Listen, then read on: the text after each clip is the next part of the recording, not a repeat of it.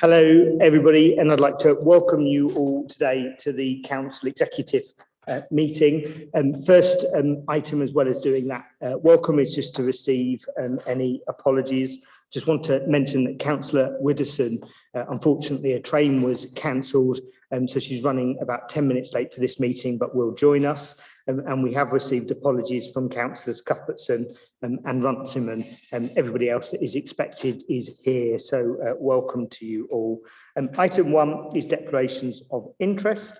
Could I check if there are any declarations to declare? Councillor Waller. Thank you, Chair. With regards to item 5, as a governor at York High School and Westwood Primary, I will be leaving the room for that item. Thank you very much. I cannot see any further declarations. And that moves us on to item 2, public participation. We have 3 registered public participants today. So I'd like to thank them all in advance. 2 are joining us virtually and 1 in person, so welcome. First registered speaker is Councillor Fenton. He's registered on the Housing Delivery Programme update as Chair of the Council's Housing and Community Safety Policy and Scrutiny Committee. Councillor Fenton, you have 3 minutes to talk to us. Thank you, Chair. Can you hear me okay? We can, yes. Very good, thank you. Firstly, I'd like to thank officers and the executive member for their engagement with members of the Housing and Community Safety Policy and Scrutiny Committee, which I chair, through our recent scrutiny review into the delivery of affordable homes on new developments. As mentioned at paragraph 70 of the report, our recommendations will be coming to executive for consideration in the coming months, but I'm pleased that our work was completed in time to be considered by the authors of this report, and I will focus my remarks on those areas where I feel that our work has been most relevant. I'll start by saying that I think the report provides an impressive overview of the programme's achievements to date and its ambitions for the future, and I'm encouraged to see at paragraph 2 that new opportunities are being explored both within and outside the original 8 sites identified. Though on a slightly parochial point, I would welcome engagement on the future of the site at Askham Bar, which, as we know, has played and continues to play a crucial role in the COVID vaccination programme. Paragraph 10, the report mentions that on the Lowfield playing field site, the play equipment will be maintained by the council's Park and Open Spaces team, and the planting areas by a local organisation which provides opportunities and training for residents with learning difficulties. I think this is a welcome direction of travel and does tie in with one of the recommendations coming from scrutiny, which executive will be considering in due course. Paragraph 13, there's a reference to discussions with wider city stakeholders regarding opportunities to deliver additional social value through a council-led redevelopment of part of the York Central site. This is welcome, and I look forward to learning more about this in due course, for example, whether housing associations are involved in these discussions. I think exploring further opportunities for collaboration between the council and housing associations is another of scrutiny's recommendations, and it's pleasing to note at paragraph 18 there's already evidence of this approach with the sale of some land to Joseph Rowntree Housing Trust off Fossway for affordable homes. I welcome the statement of paragraph 37 that further grant funding opportunities will be pursued in order to maximise the delivery of affordable homes within the programme. Excuse me, and I'm pleased to see in the recommendations a proposal to apply for grant funding. You have 30 seconds left. Thank you. To support the delivery of additional shared ownership affordable homes on the Ordnance Lane site. Scrutiny members have heard from officers and from housing association reps about the increasing popularity of shared ownership homes, but as we know in York, there continues to be high demand for social rent housing, and that needs not to be overlooked when decisions are made about the mix of tenant types on housing delivery sites. And thank you very much. Thank you very much, Councillor Fenton, and we'll take your comments into account when we consider agenda item 4. Our second registered speaker today is Councillor Pavlovich, who is also registered on agenda item 4 as opposition spokesperson and Vice Chair of the Housing and Community Safety Scrutiny Committee. Councillor Pavlovich, you have 3 minutes to talk to us. Thank you, Chair. Am I coming through okay? Yes, we can. Thank you. Marvellous.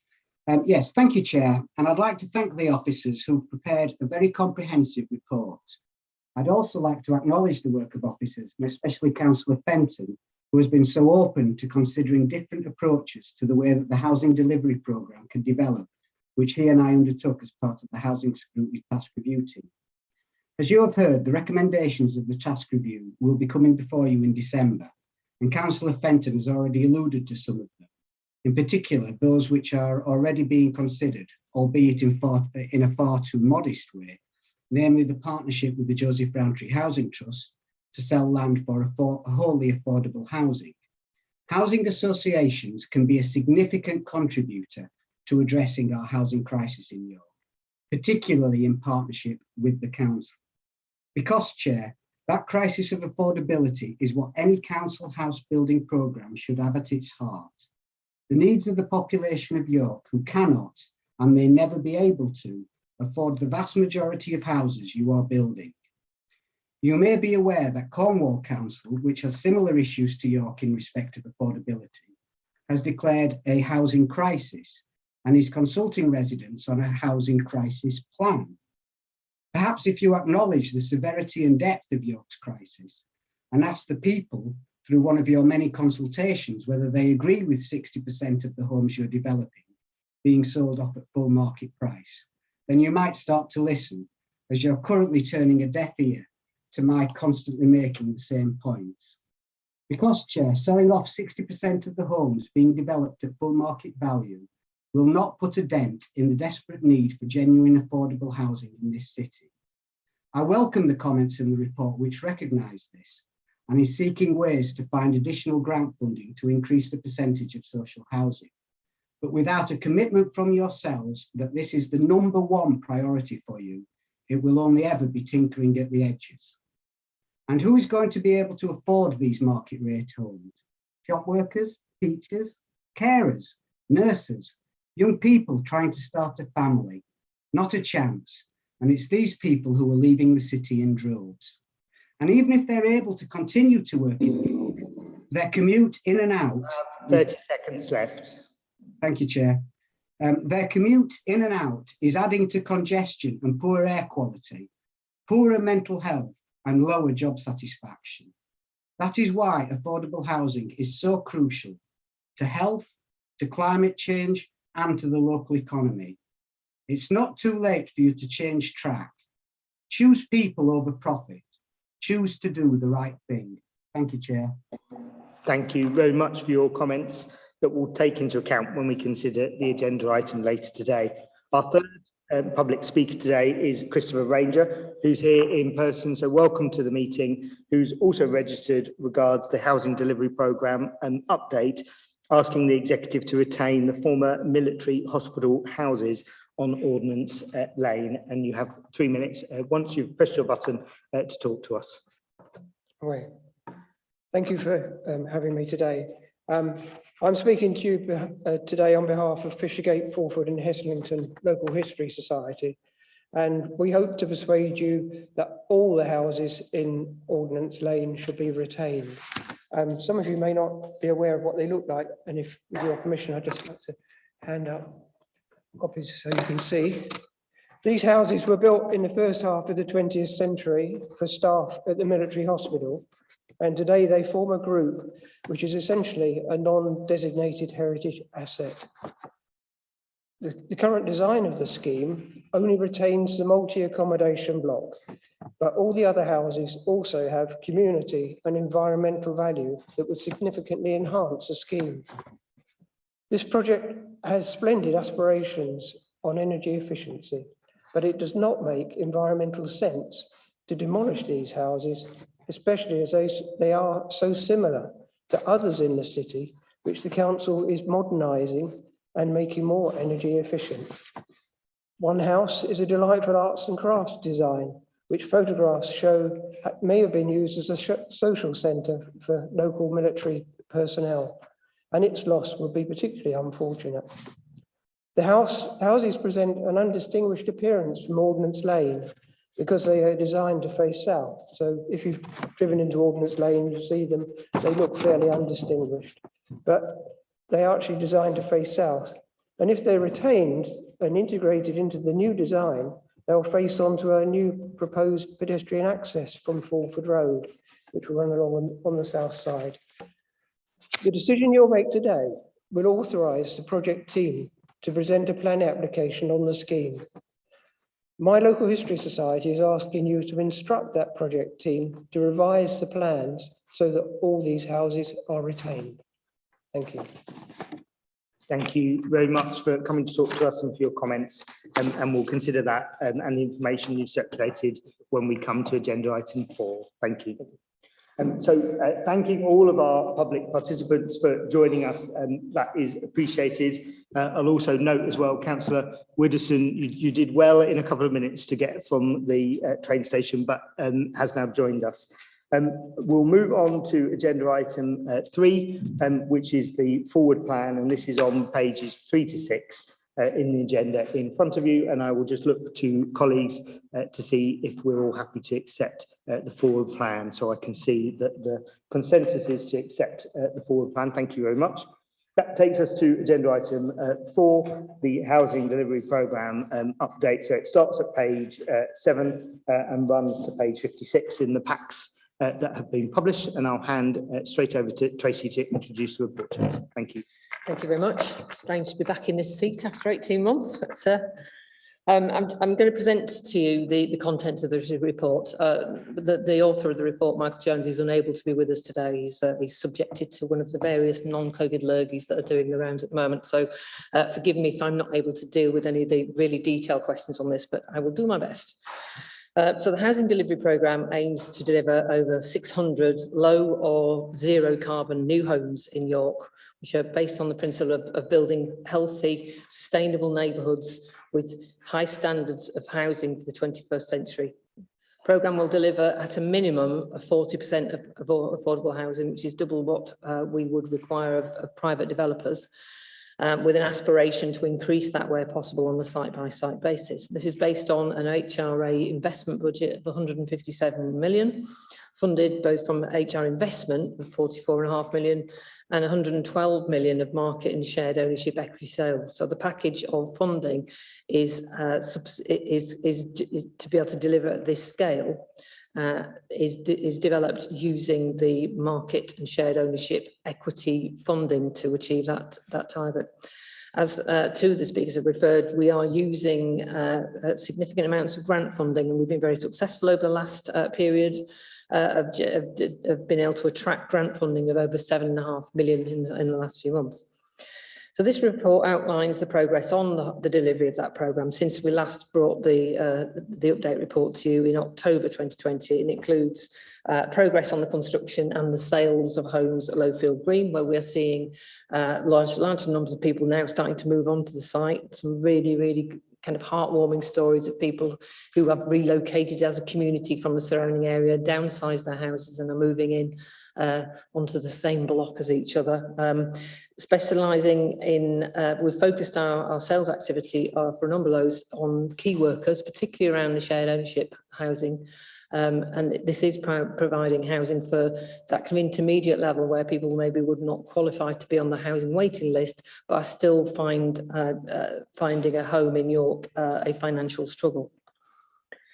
We're also, we've obtained planning permission at Burnholme and Duncan Barracks, and we're out to tender on for the construction of those homes. We've prepared a planning application and the financial business case for the site on Ordnance Lane and Hospital Fields Road, and there are recommendations in the report for us to progress on those. And we've commenced the design and the viability work on our own land and surrounding land at York Central, and are in discussion with the Homes England and Network Rail as the major landowners of the surrounding area to see if we can deliver a scheme with the same kind of vision and ambition as the rest of our housing delivery programme as one of the very earliest developments on York Central. We've commenced public engagement and the design work and the business case development for two sites, for the site at Willow House, but also the surrounding area of the South Warngate estate to try and improve the facility and layout, as well as delivering additional new homes. So in addition to the actual new house building, the report also sets out the work that we've been doing as part of the rough sleeping accommodation programme, where we've been successful in getting a grant for £569,000 of capital and a supporting revenue budget of £109,000 to deliver 6 affordable homes with support for rough sleepers, which will then help them to be able to support a future tenancy. We've successfully launched a second-hand shared ownership programme using Homes England funding, which has now supported 64 families to identify a home and for us to assist them into a shared ownership programme to occupy those houses. On Castle Mills, my team are working along with the regeneration team to secure 20 affordable units as part of that scheme, and that will come back to executive in the new year. And then, as referred to by Councillor Pavlovich, the work that we've done with Joseph Rowntree at Sturdy Grove, disposing of land to the Joseph Rowntree Housing Trust to allow them to do 100% affordable scheme on that land, and developing those partnerships with housing associations is becoming a significant part of the work that we are taking forwards from this point. On the self-build aspect of it, we have got all 6 of the self-build plots at Lowfields sold, and with the owners having achieved planning permission, 4 of those are actually on site, with the aspiration that the remaining 2 will start on site before the end of the year. And we've got £95,000 of grant funding secured to support the self-build efforts on the Challengers Road Garage Court. On community housing, we've got Your Space intending to start construction of their 19 homes on their site on Lowfield this winter, with the homes due to complete next year. And we've got a couple of further community housing projects which are subject to recommendations in this report. One to work with a community housing group called Op House, who wish to purchase the Morell House, former older persons accommodation site, to retrofit it to high environmental standards and rent out at below market rent. We're working with an organisation called Cosy Homes, who are in partnership with the Broadacres Housing Association, who are interested in developing out the former Tang Hall Library site for a shared home for young adults with complex physical and mental health needs, families living in the area whose children have been sent to the Applefield School and have located in the area and now want to create community accommodation with care at the appropriate levels to help them live a healthy, happy life. So in conclusion, the executive are asked in this report to agree the submission of the planning application for the new homes on Ordnance Lane and Hospital Fields Road, and agree a supporting budget from the housing delivery programme of 500,000 for us to undertake the detailed further design work on that site, and in tandem with the submission of the planning application to complete the financial business case to bring back to executive to release the construction funding for that one. We also ask executive to agree the acceptance of £2.64 million of grant funding from the Brownfield Land Release Fund to support projects at Ordnance Lane, the Tang Hall Library site and the Challengers Road Garage Court, and agree for us to submit a further grant application to Homes England for Ordnance Lane to support the provision of additional shared ownership and affordable homes to try and increase the proportion of affordable homes that we achieve on that site. And with regard to the work that we're doing on the Tang Hall Library and Morell House site with the 2 community organisations I just referred to, we're seeking delegation from executive to officers to go and do further work of detailing what those arrangements are and agreeing the sale details with the executive member for housing and community safety. So I recommend the report to you and happy to answer any questions. Thank you very much. Councillor Craghill. Thank you, Chair. Yeah, just some comments on the report, really. I'd very much like to welcome it. I think this demonstrates the progress that the council is continuing to make with the housing delivery programme, despite the challenges everyone is currently grappling with in terms of the supply of raw materials and construction costs. As the paper says, the programme is setting the standards for new housing delivery in the city and indeed further afield. A lot of inquiries actually from around the country about what we're doing. as well as delivering more affordable homes through other means, such as the very popular second-hand shared ownership programme that Tracy has described, and support for community-led initiatives. The 600 new homes in the programme are bringing together high-quality, spacious homes across a range of different tenures, with the necessary sustainability standards to tackle climate change and with high levels of affordability, at least double local plan requirements and potentially higher, as we've also just heard. The very high levels of community engagement involved are helping to deliver sites that fit in well and enhance existing communities. And it's really positive to see the delivery numbers at paragraph 3 that are starting to come through. Now, clearly there are some viability challenges, as with all construction projects, and the market housing is helping us to make the books balance in that respect and to deliver all of these positive outcomes. At the same time, it is difficult to deliver these high standards and high levels of affordability, particularly in the current economic climate. To achieve the scale of delivery that is needed, we do also need government investment. So I am very pleased that we've successfully secured the 2.4 million of brownfield land release funding, mostly for Ordnance Lane, but also to help support 2 other innovative community-led developments. And that overall, we've achieved that 7.5 million of funding. And this paper is also asking us to approve an application to the government for additional shared ownership funding for Ordnance Lane, which, if we are successful in that, will deliver 60% affordable housing. With respect to the speakers, I'd just like to thank Chris Ranger for his comments. I have spoken to him about this quite a bit, and the document that he has shared from the Local History Society.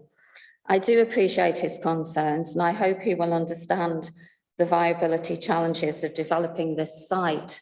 It is very important that we make the best use of available space on the site. And as Mr. Ranger has said, we are retaining the largest of the Ordnance Lane buildings, the married quarters, to become a combination of flats and business units and workspaces. And that will make a very important and positive contribution to the site. A lot of effort has been put into investigating whether we could retain the cottage that you've sent us the photographs of. But as far as I'm aware, sadly, as far as I understand it, the planning application won't include this at this stage, as it really is very difficult to make that viable. I don't know if Tracy wants to comment further on that, perhaps. Yeah, I've just got a few more comments after that. Yeah, the impact of retaining those buildings, which are in very poor condition and would require an awful lot of investment to bring them up to an energy efficient and good level of fit out. But they also constrain the general massing and the layout of the site in such a way that the numbers of homes that we'll be able to fit on the site would be significantly reduced, more reduced than you perhaps think, looking at the space of the existing buildings. So it's we've been in consultation with the community and with Historic England and with the Civic Trust, and are retaining those existing buildings on the site which have the architectural and historic value. So which I think, as you said, is the married quarters. Mm. Thank you. Can I just add a few more comments, Chair? Yeah, I'd also like to welcome the contributions from Councillors Fenton and Pavlovic, and the work that the Housing Scrutiny Committee has been doing on affordable housing on strategic sites. As Councillor Fenton said, the committee heard quite a lot about the increased popularity of shared ownership homes as a tenure. And that's been supported so far by our experience at Lowfield with the new properties. And as Tracy said, some of those have been prioritised for key workers and have been very popular. At the same time, it will of course be crucial to maintain our commitment to delivering more council homes and homes for social rent through the programme, and this will certainly continue to be a major focus. We do have plans to work more closely with housing associations to this end, and we're certainly very hopeful that our plans for York Central will involve collaboration with housing associations, as scrutiny is going to suggest, as well as enabling us to deliver the same high quality, zero carbon housing. I'm also very pleased that early work is progressing on the scheme at Willow House next to Warmgate Bar, with the potential for a very exciting scheme to come forwards in a location that is both an iconic part of York, next to the city walls and the bar, and also an area of significant deprivation, where residents have responded very positively and enthusiastically to the engagement that we've done so far. And finally, I'd just like to underline that the housing delivery programme is not just about the new sites originally identified, but is also flexible to bring in other sites and other ways of delivering housing to meet needs. I very much welcome the rough sleeping accommodation programme, which will deliver 6 affordable homes with support for rough sleepers, as well as 20 new council homes to be provided at Castle Mills, the work at Sturdy Grove with Joseph Roundtree, the ongoing work on the self-build plots, and our support for community-led housing, with the Your Space development due to commence soon at Lowfield, and 2 other innovative community-led developments proposed for Morell House and the Town Hall Library site. And just finally, in response to Councillor Pavlovic, the council is never going to deliver the scale of affordable housing the city needs on its own, as he well knows. That will come also through the local plan sites. But the work the council is doing is making far more than a dent in this need at the moment, and it is leading the way in terms of standards and innovation. Thank you very much for those comments. I'll just check if there are any other comments, questions. Councillor Corbang. Thank you, Chair. I've got a few questions for you, Tracy, and then just respond to some of Councillor Crackhill's comments from her speech, if that's all right. In terms of the, first of all, thanks for presenting the report. Great report, lots of good stuff in there. It's good to see things happening, and pass that thanks on to Michael as well for compiling it. In terms of the York Central land holdings, what's happening there in terms of the Network Rail land and the Homes England land? Are we buying it? Are we leasing it? What are we looking at doing? At the moment, we are developing a layout of a housing scheme of roughly 200 houses, which sits on our own land and the adjoining land. I think that is in the current possession of both Homes England and Network Rail. We will then be taking that to their housing, their landowners board for consideration about what that scheme might look like and what kind of support we're asking for from the landowners. So we're still in that kind of crafting a scheme phase and don't have a commercial proposition yet for discussion with the landowners, but that will come in the next 2 months. Is this land that we previously released to them, or no? It was land that was in their it's land that ownership. Homes England bought from NRM and Network Rail. Okay, okay, so we're not necessarily looking at just a reminder to keep going through the chair rather than an ongoing conversation. Sorry, but by all means, ask another question. Thank you, Chair. So we're not looking at increasing the percentage of land ownership that we've got in York Central at the moment, or we might do, or we may do as part of the scheme. In order to deliver a good housing scheme on that site, we would need to go beyond the boundaries of our own land ownership, which is very, very small and slightly strangely shaped. So if we want to achieve the kinds of placemaking, zero carbon housing that we've delivered elsewhere, then you can't do it in funny shaped bits that are facing in the wrong direction. So we definitely need to work in partnership with the York Central partners to be able to deliver that, develop that out in a good way, rather than it just being houses put on the land we've got just because that's the shape of the land. That's not good placemaking. Sure. Another question, Chair? One more. I'm sorry, Chair, I've got quite a few more questions. Do you want to ask them as a block then, and then Tracy will be able to answer you? If that works better for you, Chair. Okay, I'll ask them as a block, Tracy. So the Ian Gray from Homes England at public meeting on Monday last, I think, was saying that Homes England and Network Rail would have no control over the types of applications that come in and the decisions that were made on those applications, and he intimated that that'd be down to the council, but the council have previously said it'd be down to Homes England. So our concern is what is there on York Central to stop it just turning into a developer fest of the type that we saw at the Terry site, which is basically all just resied out. Next question for you is, in terms of Willow House, great to see it getting developed, and potentially with Morell House too. Is there any scope for meantime use for those buildings for people who are currently homeless in the city or people who might be arriving in the city and be homeless? Do you want to slow down? You okay? You got it? Okay. Lowfield, the key worker stuff's great. How long is the period open for key workers, and how many have we got moving in? And I think, actually, yeah, the other points are for Councillor Craggill, actually, so that's it. Okay, on that four then, I can't really comment on Ian Gray's commentary on what he was referring to there, but the process of development out, as I've said many times, is the delivery of the outline plan application, which is being agreed by the council, which sets out the design parameters about the numbers and the distribution of commercial versus housing. The landowners will develop the reserve matters applications to be considered by the council in that context. So the defence against it being all one thing or all another is entirely dictated by the outline plan application that's been agreed by the planning committee.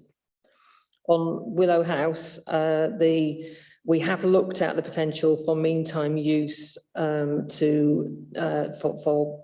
temporary accommodation for homeless people, but all of the services were disconnected a number of years ago, and the state of the building is not great. It would be a significant investment cost to bring it back into habitable use, which for the short term that would be available for. It's not just to be a good use of council funding. On Lowfields, as far as I know, I'm going to have to defer and come back to you with the answer about how many we've got. But the focus for key workers isn't time limited. They are the first to be notified, and we will sell to key workers as soon as we've got an application. If we don't have any applications from key workers, then we're not going to keep them empty. We'll be selling them to other people. Thank you. Thank you very much. And I think, Councillor Cobain, you said you had more a statement as well, so I'll go back to you for that.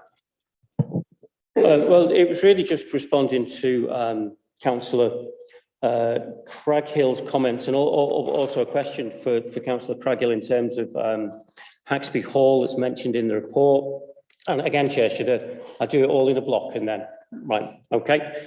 So in terms of Haxby Hall, whether or not Councillor Craggill is happy with the fact that York Care are not honouring the terms and conditions that the employees there were transferred on from the City of York Council and are seeking to undercut them. And in response to the suggestion that we are making a dent in the city's affordable, like really affordable housing problem, which is a crisis, as everyone around this table knows. We're looking to build 600 houses as part of this delivery programme, 40% of those being affordable social rental, shared ownership, that's about 240. We know that we lose 60 houses through right to buy every year, so over your 4-year period, that's also going to be 240. So we're going to lose the same amount of houses that you build affordably. So you're not actually even making a dent in the affordability crisis that we are dealing with in this city. So, you know, let's just be honest about that. I mean, you could have come forward with a programme to build 600 affordable houses, but you chose not to do that. Let's just be straight about it. And it is great that, you know, we are planning to build houses, you know, very, very happy that we are planning to build houses, but we're not entirely filled with confidence when we can't even look after the housing stock that we've got. So since 2015, on every indicator, the council housing stock that we've got has got worse, whether that's in waiting times for repairs or the length of time that houses are empty. And as we sit here around this table, we are losing £1 million a year in rent from empty council houses at a time when the waiting list is at an all-time high and there is huge demand for social rented houses in the city. I don't see how we can really square that circle. It's absolutely scandalous that we've got that level of empty properties and we're losing £1 million a year at a time when we are facing a crisis in housing in the city. Thank you very much. I'll go back to Councillor Craghill. And Councillor Craghill, if you want to bring officers in at any point, please do, rather than through me. Yeah, if I've got your questions correctly, Councillor Kilbane, you can remind me if I haven't. On the Your Care question, I could not give you that answer. I can find that out for you. Under the housing, under the older persons programme,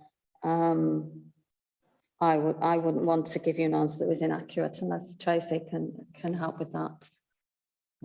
It's obviously sounds like it's obviously quite a That's fine. issue. We'll get a response back on that. Yeah, so I will get you an answer for that. On your next question, which was about being honest about what we can build and what we can't build, I think we have been very honest. I think that's what this paper sets out, and I think it's what I said. You know, we can sit here talking about numbers, but we know that the proportion that we are building is not, you know, going to deliver the amount of affordable housing need that's in our planning documents and that we know that we need.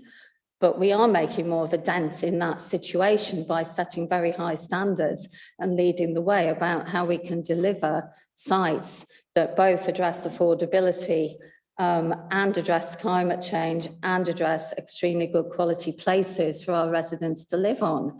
And I think that is a very, very valuable thing for us to be doing. You say we could choose to build 600 and we've just, for some reason, affordable houses and for some reason just chosen not to.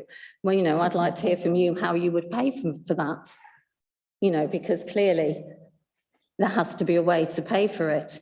And by bringing in income from the market housing, we make it possible to continue the programme in future. You know, we could build one site with 100% affordable and spend all our available capital. So, you know, I don't think that's fair at all. And then you did make reference to the state of our current council homes. Well, there will be a paper on this coming to scrutiny very shortly. 19th of October. And I think it's important to remember that we've just been through a global pandemic. When our housing staff were out there on the front line of looking after our housing tenants as well as they possibly could and had to work very differently because of COVID and the need for COVID safe practices. So obviously the level of voids is a major challenge for us and it's something that we're addressing. We're currently bringing in a new ICT system for our housing services and looking at all of our repairs and how we deal with all that. So I agree, there is more to be done, but we're certainly doing that. Would you like to add something on that, Yeah, Tracy? I mean, there are significant challenges to us in maintaining our repairs and maintenance service for customers, which has been badly impacted by COVID, of not being able to go in and do responsive repairs during significant periods of lockdown, and we're now facing the backlog of that work.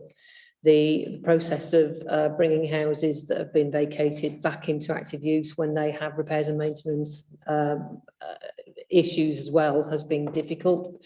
Anybody trying to do any building work like me at the moment, really, really difficult to get hold of any kind of tradespeople, and we are struggling to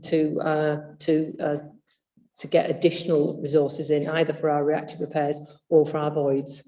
For the scrutiny meeting on the 19th of October, we'll be setting out all of those issues, the causes, the impact that that's having on our performance and on our rent roll, and what we are doing to remedy that all of those issues now that we are out of lockdown and able to apply resources, but it's very, very difficult because we are working in incredibly trying circumstances and things that are actually beyond our control. So it's about how to focus our resources to get the best outcomes, and we have decided that voids is one of those areas where we do need to apply as much resource as we can as quickly as possible to get those houses back into active use, because as you all know, demand for affordable housing and social housing is increasing as well as we see the economic impacts of COVID unravelling.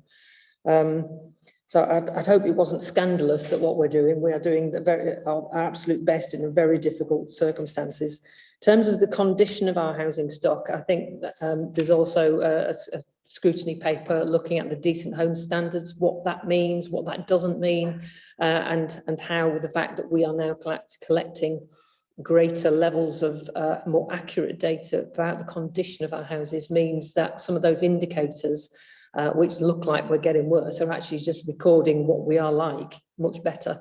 And we will lay out the investment that the council has made over the last 10 years in repairing and maintaining that housing stock so that we improve some of those underlying condition issues which exist in a housing stock, which in some cases got a great number of housing archetypes which have got significant maintenance issues with them, depending on when they were built and the method in which they were constructed. So all of these things into play in terms of how you use your money, and we are doing our best to balance between repair and maintaining and improving in terms of retrofit programs for energy efficiency on existing stock with increasing the numbers. But there's not an endless kind of money tree here, and we are having to balance our priorities between those two things. Thank you very much. We have the recommendations in front of us between pages 7 and 56 that have been proposed by Councillor Craghill. If I could please see indications from colleagues that they're happy to accept those recommendations. Thank you very much. That's a clear consensus in favour of accepting those recommendations in terms of agenda item 4. Thank you very much. That moves us on to consider agenda item 5, which is school capital works at Millthorpe and Manor schools, and that's set out on pages 57 to 80, and there is an agenda supplement as well that has been published, and I shall first hand over to Maxine to kick us off. Thank you. Thank you, Councillor Apston. The two papers that you have in front of you relate to our statutory school sufficiency duty under the 1996 Education Act to provide sufficient school places within our local area. We have been experiencing pressures on school places in School Planning Area West over the last couple of years, which are which have been caused by a demographic bulge which has been working through from the primary schools. Both of these schemes are designed to resolve existing issues within these two secondary schools, as well as build in some sufficiency for the future, as we know that there are planning developments close by to Manor, which will create additional spaces in the future. And also that Millthorpe has seen a growth in popularity over the last few years. And we continue to monitor very closely the movements, the in-year movements into the city, which bring people into the catchment areas of these two very popular secondary schools. We also, as well, in considering the way in which we fund capital works, have a duty to consider the quality of provision that we're actually providing within any of the schemes. So we have from the DFE the requirement to consider that we only invest in good and outstanding provision when we're growing school places. And both Millthorpe and Manor currently have good and outstanding Ofsted judgments.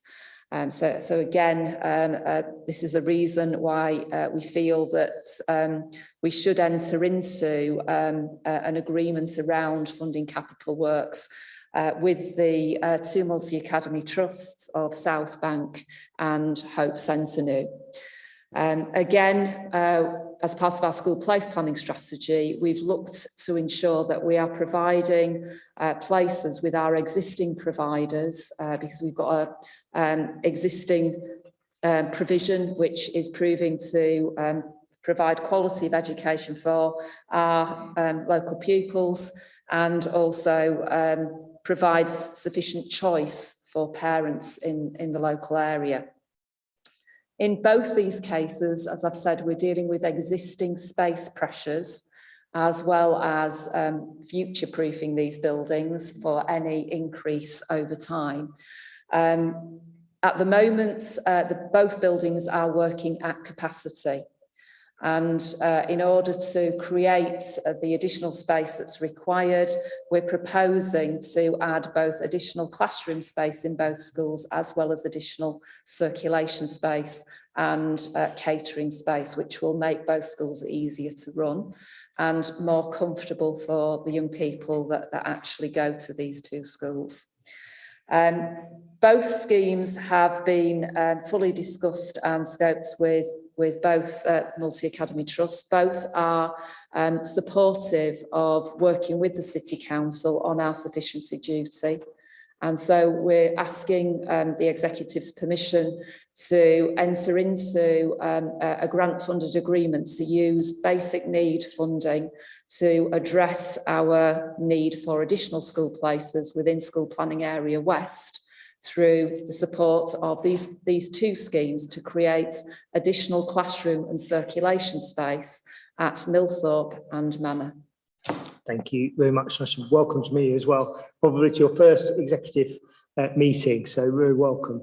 I've got a few comments here from Councillor Cuthbertson, who's obviously sent his apologies this evening, but he's asked me to read them out. And that's with regards to the Manor expansion. He strongly supports option 3, which is to provide additional teaching accommodation and circulation space, as that would address the increased number of students anticipated due to the forecast 3-year increase in demand, and that this option would also provide permanent classroom and circulation space to respond to increasing pressure on places arising from the civil service housing development and in the future, the British Sugar housing development. And with regards to the proposed capital works at Millthorpe School, he similarly supports the proposal to create additional accommodation and to meet the expected 3-year increase in demand for school places in the secondary planning area west area. And for Millthorpe School, the report also offers 3 proposed solutions.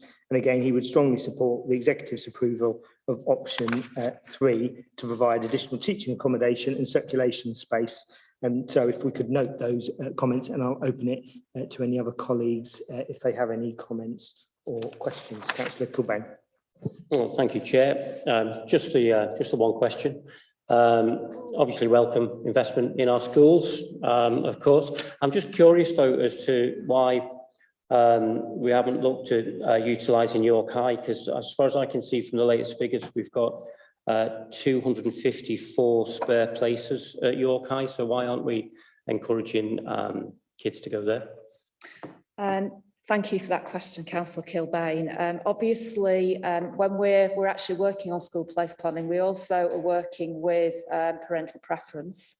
And through our admissions process, we do guarantee a high level of first preferences for parents. Both these schools are very popular in terms of first parental preferences.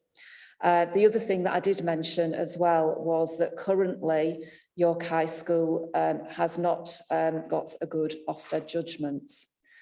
So although we are very, very supportive of York High School and we're confident of their improvement in the future, at the moment they don't actually hit the criteria that the DFE would support our decision making around adding school places.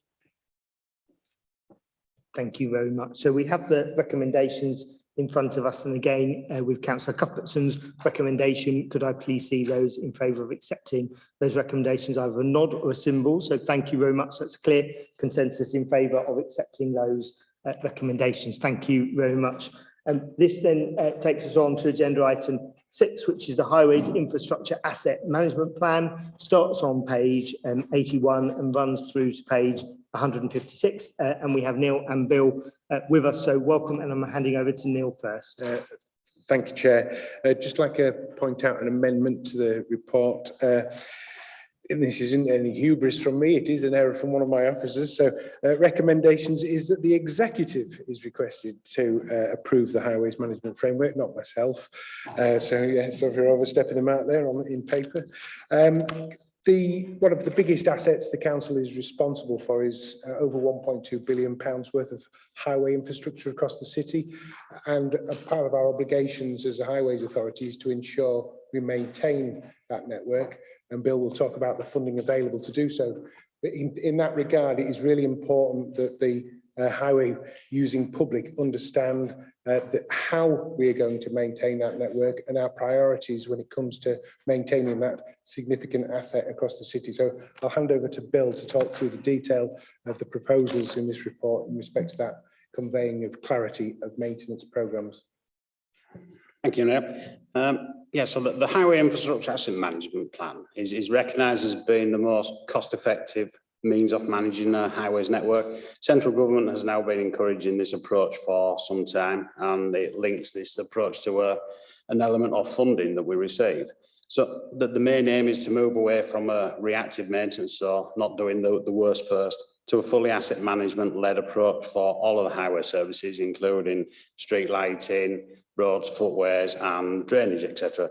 So through the high-amp approach, we recognise that all of our roads matters, including our social network of roads.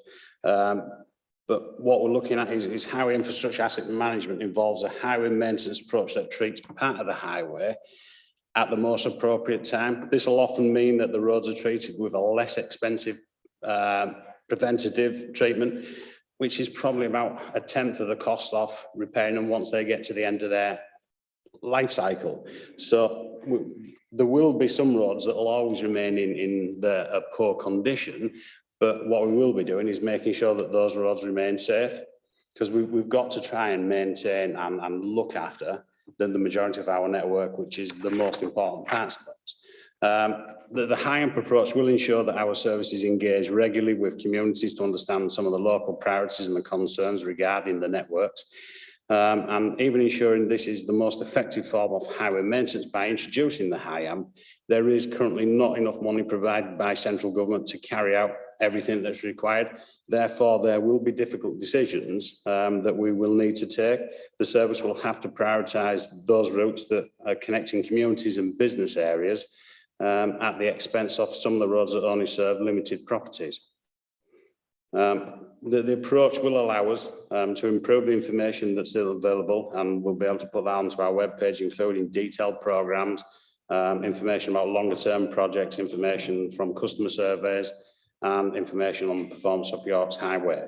The purpose of the Highway Infrastructure Asset Management Plan is to define a framework for a holistic asset management approach for the council, providing a mechanism through which we can make informed decisions on investment strategies and can be made at the optimum whole life cost for each of the assets that we have developed. Thank you very much. Neil? I'd just like to add to Bill's commentary there in terms of the asset management plan. The executive on an annual basis as part of your administration has allocated funds through the wards to highway maintenance. This programme would fall then under that budget to spend, but clearly that would require and is built into the policy, that local engagement, so that there's local prioritisation and feedback into the maintenance programme of the city's highways. Thank you very much. Councillor de Gorne. Yes, thank you. I very much welcome this new framework, which aims to secure the most efficient and effective approach to managing our highway infrastructure, with significant benefits achieved through longer term planning. The plans will ensure the council can determine the most cost-effective point to make repairs to keep our roads and paths in a safe and serviceable condition. And I'm sure that not everyone's had time to read through all this, but the supporting annex explains in some detail things like the highway safety inspection process, how intervention level or investigatory level is identified, and what is the most appropriate course of action. So this is certainly one of the questions that a lot of ward councillors, I am aware, do express significant concerns about, and this sets out the framework and the quite clearly in a transparent way the process that officers are working to determine what is the highest priority for maintenance work on our highway. Thank you very much. Councillor Smalley. Thank you, Chair. I'll be very quick. And yeah, thank you, Bill, for this paper, and thank you, Neil, for both the amendment and those latter comments on ward highway schemes. Only last night, probably about this time yesterday evening, I was speaking to a grey-haired councillor from Strensall about ward highway schemes, and I think it's a really good programme that complements this paper very, very well. Just a small comment and correction, and I think speaking to colleagues, I think I have support for this on page 136 under paragraph 233 part B. I'd just like to add to amend the paragraph so it reads community concern, namely reports or complaints from ward councillors and members of the public. And I think that would help just basically agree with what you just said there, Neil, about involvement of ward councillors of all parties in enhanced inspection frequencies in particular. I think I'll leave it there, Chair. Thank you very much. I'll just go to Neil and check. So page 136, 2.3.3b, to make sure that that refers to community concern, namely reports or complaints from members of the public and ward councillors. Thank you very much. Any other questions from Councillor Cobain? I'm happy to hand over to Councillor Waller if you've been... You were first. Well, yeah, I mean, to be honest, I'm still reeling with shock from discovering that Councillor Doughty dyes his hair, but there you go. Bill, can I just ask a couple of questions? There's something that came up where you were talking that I hadn't picked up from the report. Are you saying that there are going to be streets that receive no maintenance because they are very low priority within the constraints that we've got on the budget? No, what I mean is in terms of whole sort of like sales surfacing and that, they will be further down the list, but all of our streets in York will be maintained. And that maintenance might come through from pothole repairs or through patching. So all of our streets will receive the right level of repair at the right time. But in terms of the full resurfacing it, we've got to work with a limited budget. So then that way, what we're talking about was a prioritised network. And it's looking through what is the biggest priority. And it could be, it doesn't all have to be A's, B's or C's roads, but if it's a high priority road network within our hierarchy, then that will receive the right repair at the right time. Thank you. Councillor Waller. Thank you. As a grey-haired councillor who doesn't dye his hair, I'd like to make some comments as an elderly cyclist. I do think it's important that local information is factored into this. There are some uneven natures that are inconvenient if you're a car driver. They're a hazard if you're a cyclist. And I say this particularly now when the nights are getting darker. And I think it's vital that this is factored in, because I think, you know, if we genuinely want to encourage more people to cycle, then we have to respond. Thank you. Neil's indicated he'll come back. Yeah, so just to reassure Councillor Waller, page 139, in terms of the highway safety inspection manual, you'll see we've been very explicit and sort of responded to the concerns that you've raised on many occasions with myself, Councillor Waller, in respect of the cycle lane inspection, recognising the higher risk that exists to cyclists in respect of the condition of those cycle verges. Through you, cycle margins, right? Cycle margins. Thank you very much, Councillor Kilbane.